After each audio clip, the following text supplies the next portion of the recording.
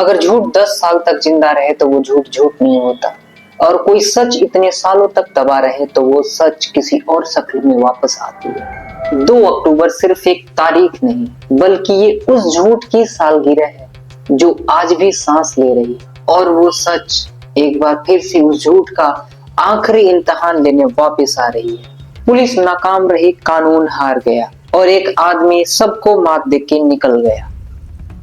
नाम विजय सालगांवकर, काम internet operator, 7 साल 14 पूछताछ और सैकड़ों सवाल जवाब, लेकिन जवाब आज भी एक ही है, दृश्यम। और अब दृश्यम 3 का अनाउंसमेंट टीजर आ चुका है, मतलब खेल अभी बाकी है। हर कहानी का अंत होता है, लेकिन कुछ कहानियां अंत से ही शुरू होती है। 2 अक्टूबर को एक कहानी सुनाई गई थी जिसे सबने सच मान लिया था। वो कहानी कहानी ही थी, सवाल कहानी का नहीं, सवाल सजा का है। कहानी शुरू होती है विजय सालगांवकर से, एक आम केबल ऑपरेटर, लेकिन दिमाग किसी मास्टरमाइंड से कम नहीं। उसकी बेटी से एक गलती हो जाती है, सैम नाम का लड़का उससे मर जाता है।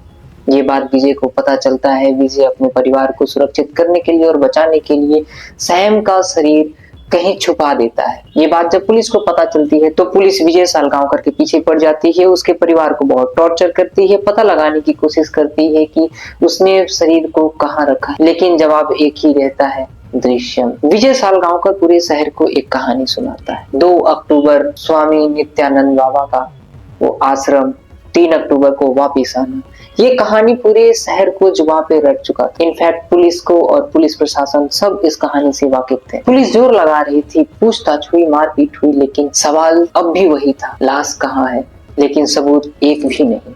कहते हैं जो कहानी सबसे सुरक्षित होती है उसे पर्दे के पीछे छुपाया जाता है। पुलिस दोबारा केस खोलती है, हर किरदार सबके घेरे में आता है, और जब लगता है कि विजय टूट जाएगा तब खुलता है सबसे बड़ा राज। जिस सबूत को पुलिस ढूंढ रही थी अब वो इस दुनिया में ही नहीं रहा।